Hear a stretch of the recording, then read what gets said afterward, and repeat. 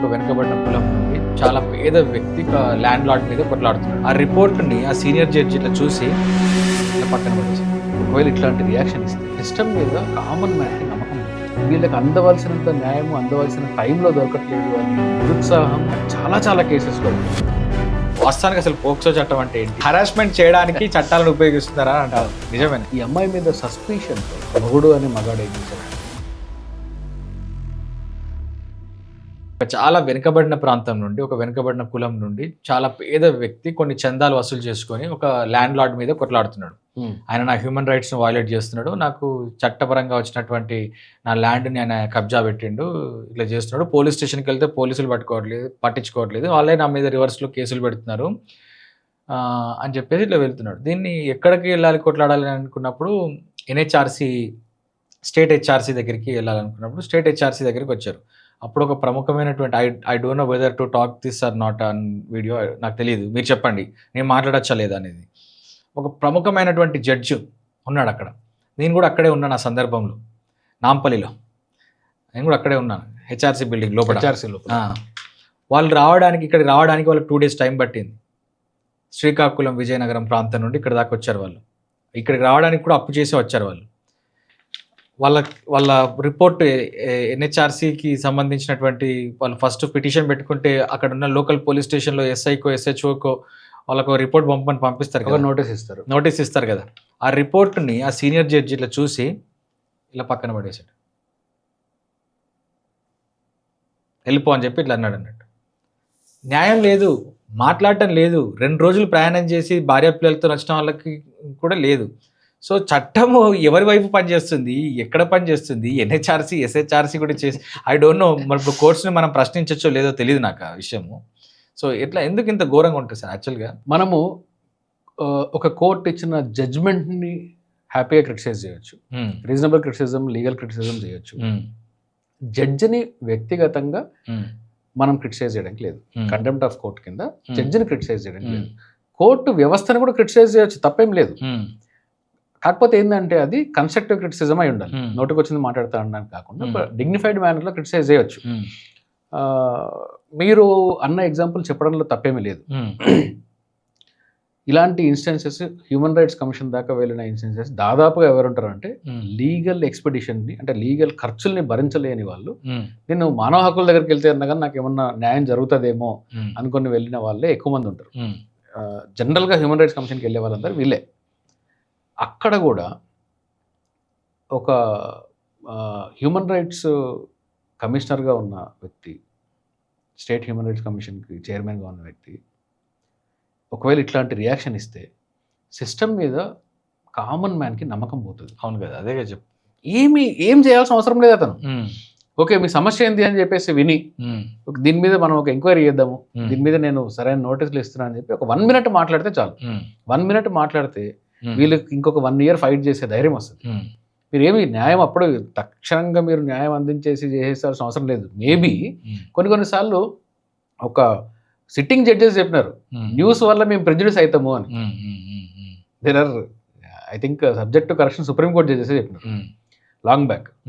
ఈ న్యూస్ వల్ల, మీడియాలో వచ్చే కథనాల వల్ల మేము ప్రెజుడిస్ కూడా అవుతాము, దేర్ ఆర్ ఇన్స్టెన్సెస్ అని చెప్పేసి అని అన్నారు. అట్లాంటి ప్రెజుడిసెస్తో జడ్జెస్ ఉండొచ్చు, చాలామంది జడ్జెస్ ఉంటారు కూడా. ఒక కేసులో నేనే చూసిన.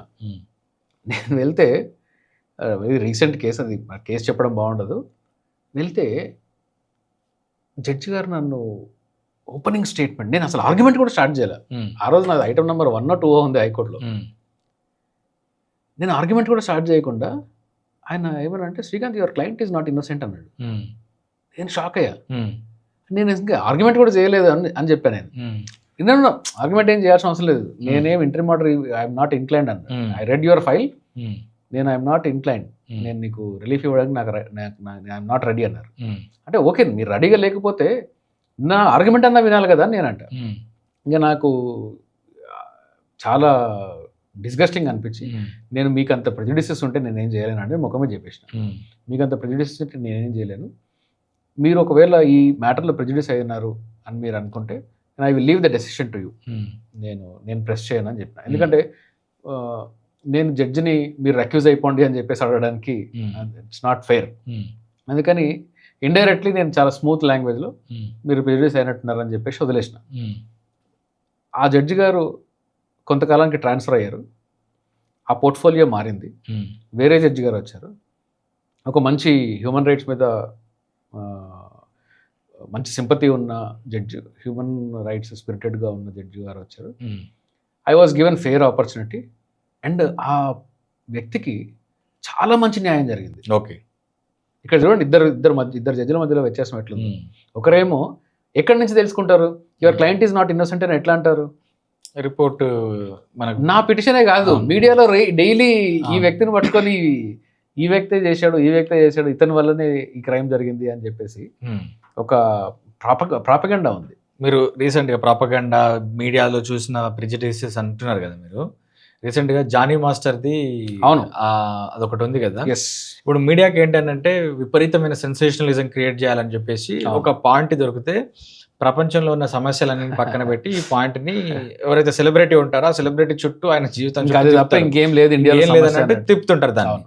సో అది పోక్సో చట్టం కింద ఆయన అరెస్ట్ అయ్యారు. దాని మీద మీరు చాలా న్యూస్ ఛానల్స్ లో ఇంటర్వ్యూస్ ఇచ్చారు, మాట్లాడారు.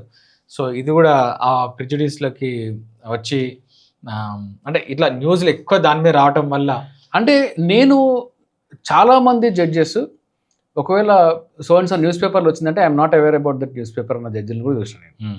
అంటే తెలుసున్నా కానీ నాకు అవన్నీ చెప్పొద్దు, న్యూస్ ఏమన్నా చెప్పొచ్చు, వాట్ ఈస్ యువర్ కేస్ అని అడిగే జడ్జిలు ఉన్నారు. చాలా కాంపిటెంట్గా అస్సలు ప్రెజుడిసెస్ లేకుండా మీడియా మొత్తం ఉదరగొడుతున్నా కానీ లేదు దిస్ ఈజ్ రాంగ్ అని చెప్పి స్టాండ్ తీసుకున్న జడ్జెస్ చాలా మంది ఉన్నారు, వందల వేల సంఖ్యలో ఉన్నారు.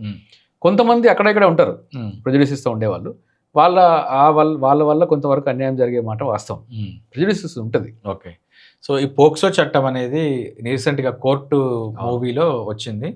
సో ఆ కోర్టు మూవీలో మంగపతి అనే క్యారెక్టర్ ఏంటి అని అంటే, పోక్సో చట్టం అనేది చాలా పవర్ఫుల్ చట్టం కాబట్టి కుర్రోని ఇరికిస్తే వాడు కంప్లీట్గా అందులో ఇరుక్కపోతాడు. వాస్తవానికి అసలు పోక్సో చట్టం అంటే ఏంటి, అసలు దాన్ని ఎవరు దాంట్లో ఇరుక్కుంటే ఎవరు బాధితులు, ఎవరు ఏమవుతుంది అసలు అంటే, ఇప్పుడు మ్యాక్సిమం ఇండియాలో మనం కేసులను చూసుకుంటే ఏమవుతుందంటే సార్, ఇప్పుడు 498A ఉంది. ఒక రిపోర్ట్ నేను చదివినప్పుడు ఏంటి అని అంటే, వాస్తవ బాధితుల కంటే కూడా బాధించడానికి ఈ చట్టాన్ని బాధించడానికంటే ఇప్పుడు భర్త తరపున వాళ్ళని ప్రొసీజరల్ హరాస్మెంట్ అంట, హరాస్మెంట్ చేయడానికి చట్టాలను ఉపయోగిస్తున్నారా అంటారు. నిజమేనా? నిజమే. చాలా కేసెస్లో మేము కూడా చూస్తాం కదా. పోక్సో గురించి నేను చెప్తాను. 498 అన్నారు కదా, చాలా మంది ఉమెన్ 498ని డొమెస్టిక్ వైలెన్స్ DVC యాక్ట్ని వీటిని అబ్యూజ్ చేసిన మాట వాస్తవం. ఇది నేను చెప్పింది కాదు, చాలాసార్లు హైకోర్ట్స్, సుప్రీంకోర్ట్స్ కూడా చెప్పినాయి. సుప్రీంకోర్టు రీసెంట్ ఒక జడ్జిమెంట్లో ఏమన్నదంటే, వీళ్ళు ఇంత హరాస్ చేస్తున్నారు, ఈ పార్టీస్ని, ఫ్యామిలీస్ని, రెస్పాండెంట్స్ని, అక్యూజ్డ్ పర్సన్స్ కోర్టుకి రావాలి అని చెప్పేసి మీరు ప్రెజర్ చేయకండి. ఎక్కడెక్కడైతే నాన్ లోకల్ వాళ్ళు ఉంటారు, ఇప్పుడు జనరల్గా స్టైల్ ఏమైపోయిందంటే ఈ మధ్య, అమ్మాయి హైదరాబాద్లో ఉంటుంది, అబ్బాయి హైదరాబాద్లో ఉంటాడు, ఈ అమ్మాయికి మొత్తం అన్ని రూట్స్ కూడా హైదరాబాదే ఉంటాయి, కానీ వీళ్ళ నేటివ్ ఎక్కడో విజయనగరమే ఉంటుంది. ఎగ్జాంపుల్, ఎవరో అడ్వైజ్ ఏమి ఇస్తారంటే, అమ్మ నువ్వు హైదరాబాద్లో పెడితే వాళ్ళకి ఈజీగా ఉంటుంది, విజయనగరంకి వెళ్ళి పెట్టు. విజయనగరంలో కూడా జ్యూరిస్డిక్షన్ వస్తుందిగా, నేను అక్కడ ఉన్నా అని చెప్పేసి అండి.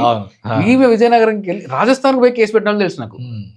ఇక్కడ ఉండే ఇద్దరు ఫ్యామిలీస్ ఇక్కడే ఉంటాయి, కానీ నేను మా పేరెంట్స్కి దగ్గరికి వెళ్ళిపోయానండి, హస్బెండ్ టార్చర్ భరించలేక పేరెంట్స్ దగ్గరికి వెళ్ళిపోయినా నేను. మా పేరెంట్స్ ఏమో ఇక్కడ మనకు కంజెస్టెడ్గా ఉంది కదా, నువ్వు ఒక పని చేయి, మన నేటివ్ విలేజ్కి వెళ్ళి అక్కడ ఉండవు అని చెప్పినారు. సో కాబట్టి నేను రాజస్థాన్లో ఉంటున్నాను, అందుకే నేను అక్కడ 498 పెట్టినా అంటే ఈ వ్యక్తి ఇక్కడి నుంచి తిరుగుతూ ఉంటాడు. ఓకే, ఇది చాలా కామన్ అబ్యూస్గా తయారైంది. చాలా అబ్యూజ్ కేసెస్ చూసాం. వీళ్ళ వల్ల ఏమవుతుంది అంటే, రియల్ విక్టిమ్స్ ఎవరైతే ఉంటారో, రియల్గా ఉమెన్ విక్టిమ్స్ అండి, there are days where I cried. నాకు లెస్ ఎమోషనల్ పర్సన్, కానీ ఆ అమ్మాయి హిస్టరీ చెప్పిన తర్వాత ఆ రోజు మొత్తం నాకు నిద్ర పట్ల. ఓకే, అమ్మాయి కేసు నేను ఎప్పుడు అటెండ్ అయినా, ఇంకా పెండింగ్ ఉంది, ఎప్పుడు అటెండ్ అయినా కానీ నాకు ఒక అంటే ఆ అవతల వ్యక్తిని చూసి నాకు జుగుప్స కలుగుతుంది. ఓకే, ఇలాంటి వాళ్ళు కూడా ఉంటారు. ఇలాంటి రియల్ విక్టిమ్స్కి మనకు ఈ అమ్మాయి మీద సస్పిషన్తో, ఇది నేను ఒక BBC ఆర్టికల్ కూడా దీనికి ఆ స్టోరీ ఇచ్చాను నేను. ఈ అమ్మాయి మీద సస్పిషన్తో ఈ సోకాల్డ్ మగుడు అనే మగాడు ఏం చేశాడంటే, నైఫ్ పట్టుకొని ఓకే మిడ్ నైట్లో నైఫ్ పట్టుకొని ఈ అమ్మాయికి జ్వరం ఉంటే షీ కైండ్ ఆఫ్ నాకు కొంచెం జ్వరంగా ఉంది అన్నది. నువ్వు ఆల్రెడీ వాడితో పడుకున్నావు కదా, అందుకే నువ్వు నా దగ్గర రానంటున్నావు, నేను నీ వజైనా కోసేస్తాను అని చెప్పి నైఫ్ పట్టుకుంటే ఆ అమ్మాయి ఎక్కడ నిజంగా కోసేస్తాడు అని చెప్పి బెడ్షీట్స్ కప్పుకొని భయంతో ఉండి కీగలు పెడుతుంటే పక్కనుండే ఆడబడుచు అండ్ అత్తమ్మ వాళ్ళు వచ్చి అప్పటికే కొట్టున్నాడు. వాళ్ళు వచ్చి రెస్క్యూ చేస్తారు ఈ అమ్మాయి. ఈ అమ్మాయి దెబ్బలు బయటపడకుండా 20 రోజుల పాటు దెబ్బలంతా మానేంత వరకు బయట ప్రపంచంతో మాట్లాడినవారు. వీడు కత్తి పట్టుకొని నేను కోసేస్తాను అని చెప్పేసాడంటే, మర్మాంగాన్ని కోసేస్తానంటే ఆ అమ్మాయి సిచ్యువేషన్ ఏముంటుందండి? ఇట్లాంటి విక్టిమ్ మా దగ్గరకు వచ్చినప్పుడు బికాస్ ఆఫ్ దిస్ ఫేక్ 498 కేసులు పెట్టిన వాళ్ళ వల్ల ఇలాంటి విక్టిమ్స్ సఫర్ అవుతున్నారు. ఎందుకంటే కోర్ట్స్ కూడా ఏమనుకుంటున్నాయంటే ఇది బహుశా హెరాస్మెంట్కి ఏమైనా చేస్తుందేమో అనే బై డిఫాల్ట్ ఒపీనియన్లోకి జడ్జిలు కూడా తయారైనారు ఈ మధ్య. ఎందుకు? బికాస్ మీరు రేషియో చూసుకుంటే ఈ 498 ఫేక్ కేసెస్ రేషియో ఎక్కువ జెన్యున్ కేసెస్ కన్నా. అవును. ఇప్పుడు నేను చెప్పిన కేసులో అసలు ఈ వ్యక్తి సమాజంలో తిరగడానికి అనర్హుడు. అవును, జైల్లో ఉండాలి. కానీ ఆ వ్యక్తి ఇప్పుడు బయట తిరుగుతున్నాడు కదా, ఎంజాయ్ చేస్తున్నాడు, ఫ్లైట్లు వేసుకొని తిరుగుతున్నాడు, బయటకు పోతున్నాడు, థాయిలాండ్కి పోయేసి వస్తున్నాడు. అవును. ఈ అమ్మాయి ఏమో బేసిక్ మెయింటెనెన్స్ లేకుండా సఫర్ అవుతుంది. 2 పిల్లల్ని పెట్టుకొని బేసిక్ మెయింటెనెన్స్ లేకుండా సఫర్ అవుతుంది. ఇలాంటి కేసెస్ అటెండ్ అయినప్పుడు చాలా జుగుప్స అనిపిస్తుంది. వీళ్ళకి ఏం చేయలేకపోతున్నామేమో అనే ఒక నిస్సహాయత అనిపిస్తుంది. ఓకే, ఇప్పుడు ఇంటరిమ్ మెజర్స్లో ఈ అమ్మాయికి ఏదో న్యాయం చేశాం, షీఈస్ ప్రొటెక్టెడ్ నౌ. కానీ యాజ్ ఎ లాయర్, నేను ఇప్పుడు లాయర్ ఏమో కానీ మనిషిని కదా, అవును, హ్యూమన్ రైట్స్ యాక్టివిస్ట్గా ఉన్నాను కదా, వీళ్ళకి అందవలసినంత న్యాయము అందవలసిన టైంలో దొరకట్లేదు అనే నిరుత్సాహము ఇది నాకు ఆ డిసాటిస్ఫాక్షన్ నాకు చాలా చాలా కేసెస్లో ఉంటుంది. Okay, that is because of the fake 498 cases. దీన్ని అబ్యూజ్ చేస్తున్నారు, ఈ అబ్యూజ్ని ఆపాలి. ఇంకొక మీ ద్వారా నేను చెప్పాలనుకుంటున్నది ఏంటంటే, ఈ ఫేక్ 498 కేసెస్ అనే దానికన్నా మీకు అన్యాయం జరిగింది కదా, మీ అన్యాయాన్ని ప్రశ్నించండి, కానీ నిజంగా ఏం జరిగిందో అది మాత్రమే చెప్పండి. నిజంగా మీ అత్తగారు మిమ్మల్ని హెరాస్ చేసి ఉంటే మీరు మీ అత్తగారి మీద కేసు పెట్టండి, చేయలేదు అంటే పెట్టకండి.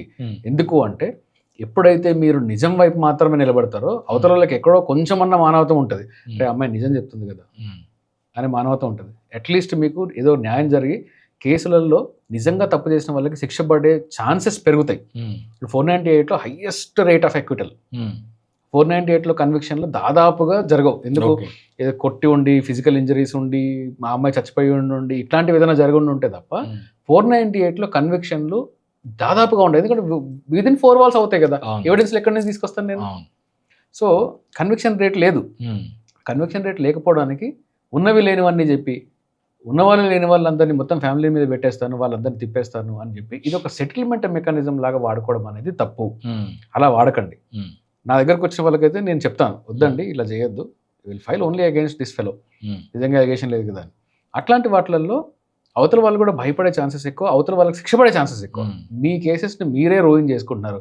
టెంపరీగా 1 year 2 years 3 years వాళ్ళు కోర్టుల చుట్టూ తిరుగుతారు తప్ప మీరే వాళ్ళని చట్టం నుంచి తప్పించుకునే వెసులుబాటుని మీరు కలిగించి ఈ ఫాల్స్ కేసెస్ వల్ల రియల్ కేసెస్ని కూడా మీరు you are ruining. That is my opinion. Okay.